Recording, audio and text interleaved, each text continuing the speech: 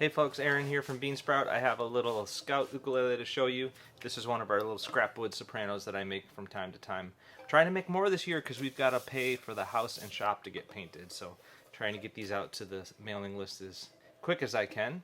This one has a beautiful curly maple back and sides, which I really like the blonde look, and a Porterford cedar top, asymmetrical one-piece Porterford cedar top. The neck is some salvaged fur from an old floorboard, so it's got some like old cracks and stuff in it that are filled. It's all stable and everything, but I just like the old fur. And then we used Brazilian cherry or jatoba for all this stuff, all this reddish wood.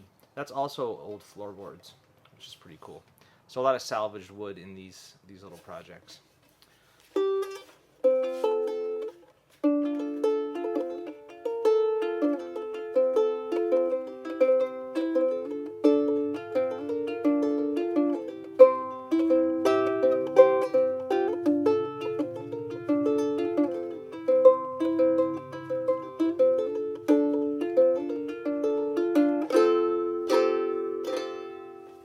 Very cool. So this is number 960, hard for me to read, 960.